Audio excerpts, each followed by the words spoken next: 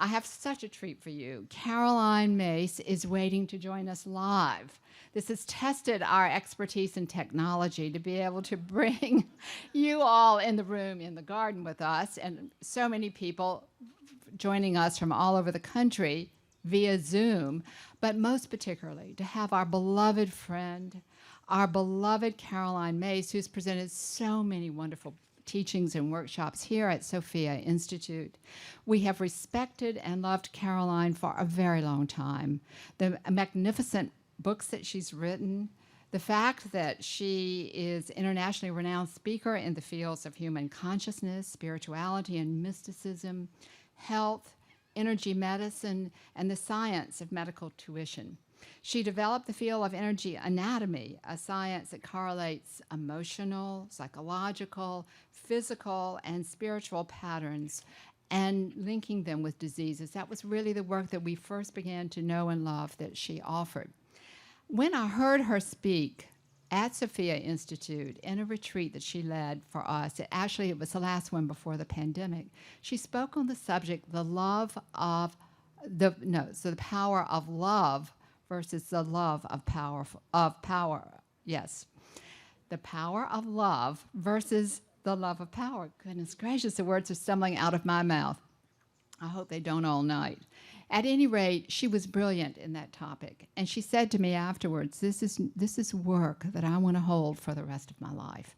So let's welcome Caroline Myss, now beloved friend, beloved teacher, and brilliant speaker. Caroline Myss, online, live, from her home in Chicago. Carolyn, thank you so much. I hope this is coming across okay. And I first of all want to add my deep admiration for the Sophia Institute.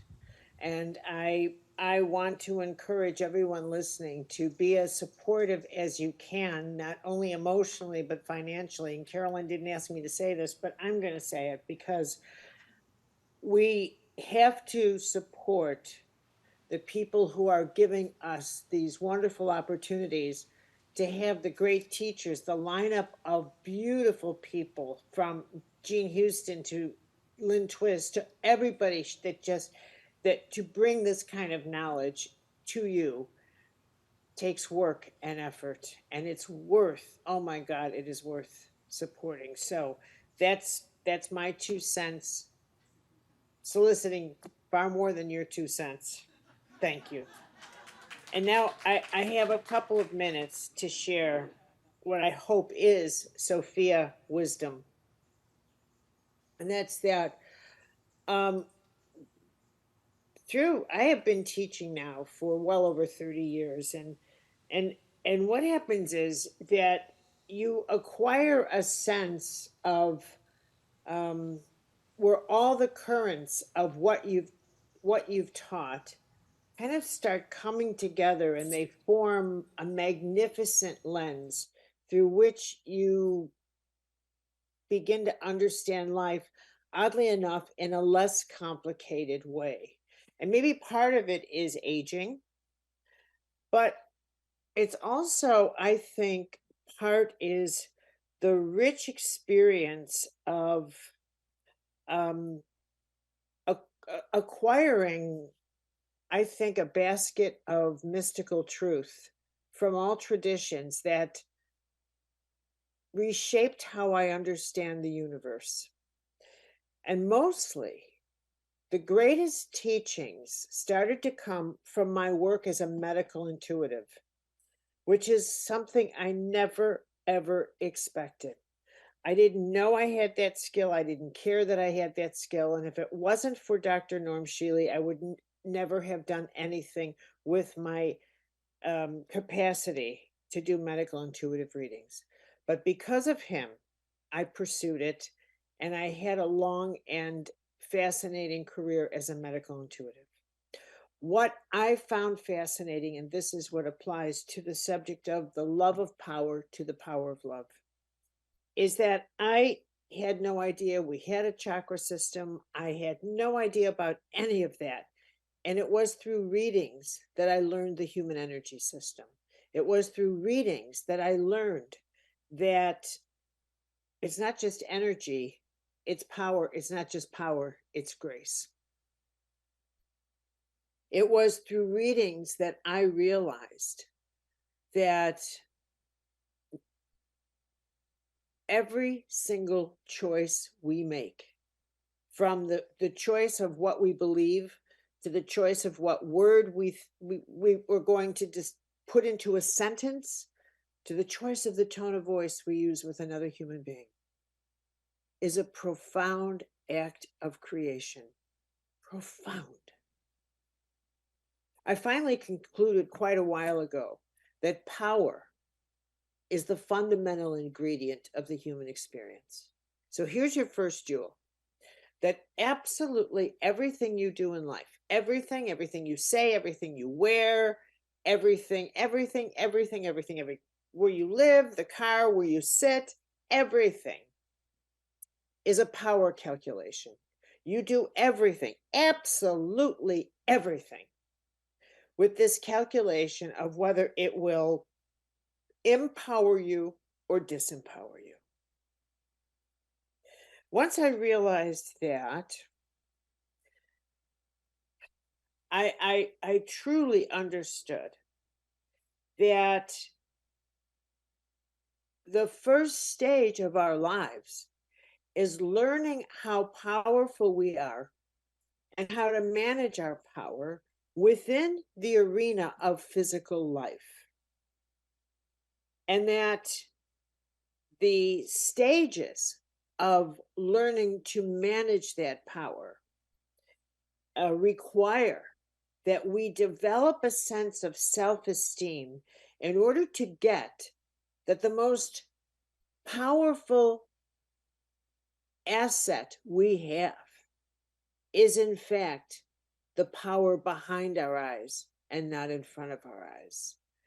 And that the everyone goes through the transition, and this is what I would say to you, that now I think that the journey of life is only the journey of transitioning, experiencing the love of power, power in the world, the power we can touch, the power we think we have to be safe, the power we think we need to survive,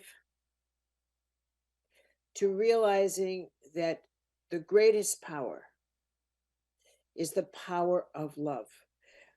Always, when a human being is at that stage of the power they love, all the stuff in the world, the things they crave, the manipulative love, that kind of thing, that's the stage that causes you to hemorrhage your life force. Hemorrhage. That's the stage of what I would call where love is, you experience love, but it's manipulative. You use love to punish others. You pout, you do things. They do that to you. It's and people will say it, that, as I've learned in my workshops, I'm afraid to love because it hurts. And yet people crave love and they can't live without it. And this is the twisted relationship we have with love. Nobody ever takes a workshop on how to hate or be resentful. But how to love requires workshops and therapy and all kinds of things. But when you get to this place where you have a kind of enlightenment, where you realize, wait a minute, I'm actually here to experience and become a channel for the power of love, not the love of power. So long as I love external stuff and believe that's more important than other people, I will be frightened. I'll be terrified of being humiliated. I will fear my own survival. And I will never believe mystical truths like what you do to one, you do to everybody. A rising tide lifts all ships. Love is the greatest power. It will never make sense to you so long as your love of stuff comes before realizing that, in fact, I'm not talking about personal love. I'm talking about realizing and talking to yourself and saying, what gifts do I have that can empower this person? In what way can I help heal this other person? How can I make that person's life better? Getting over your fear that empowering another person will somehow disempower you. We look at our world today, and that's exactly what drives it.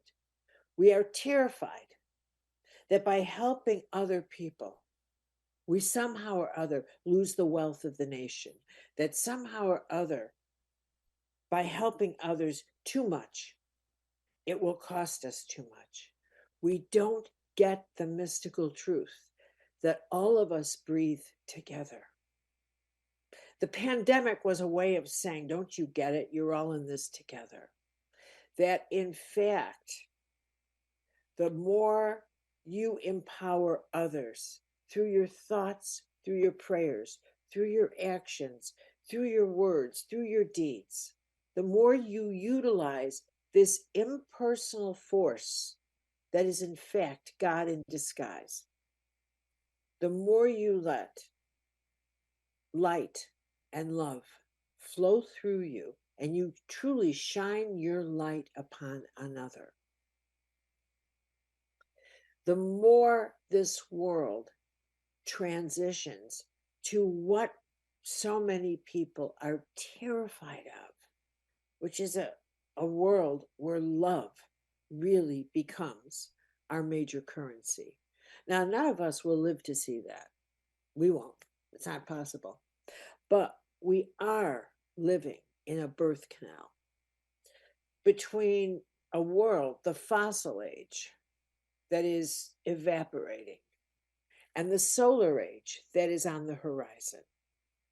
And we are morphing into becoming a species that is multisensory, because the fossil species of our elders and some of our parents and some of our neighbors is a five sensory species that believes just what it sees and has no perceptual skill. But we've entered the age of nuclear power, of where inner space and outer space are the two new frontiers. And we are vastly ill equipped for this journey because you spend 80% of your day in invisible space now, in the connected to the internet. I'm talking to you now through a satellite. We are becoming energetically porous to each other. In my workshops, I'll tell people, do a reading, find a stranger and pick 3 archetypal patterns. And they realize how incredibly porous we're becoming to each other. We have psychically awakened. We are intuitively awakening. We are sensing the world around us because it is filled with data, but it's also filled with grace. We are discovering that, in fact, we are co-creators of this world around us. We're not victims. There is no off-planet God that's looking down upon us that looks like us. That's over with. The nature of God is law, light, and love. It is a everywhere creative force that breathes within us, that is totally impersonal. God is law. And the intimate currency of God is prayer. So somehow within this universe that is vast, it is also intimate. And I think the power that we experience, that we call love, that we experience between us, is actually what God feels like. It's our closest capacity to actually touch the light we cannot see, and the love we that we so judiciously run through our heart, because we know that if we really allowed ourselves to love at cosmic speed, we would become serious agents of change.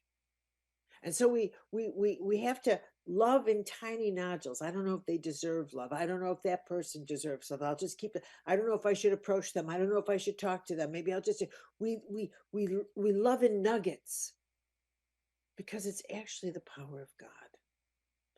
And we know this stuff is powerful, because if I really love someone, that that means I will care for them. I will be there. I will walk this life with them. Friend, family member, neighbor, coworker. They will have a residence in my heart. Love is what God feels like. And that's the difference between recognizing the love of power versus the power of love is the power of God. And if I really get that, then I have to actually see the whole of life as sacred, and all those that I am sharing this life with as my sacred companions. And that's a big deal. And that's a big shift. That's cosmic heart territory. Thank you, everybody.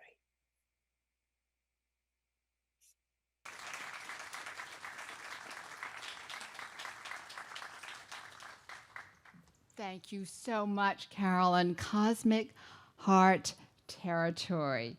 We love it. Thank you. Thank you so much for finding the time to be with us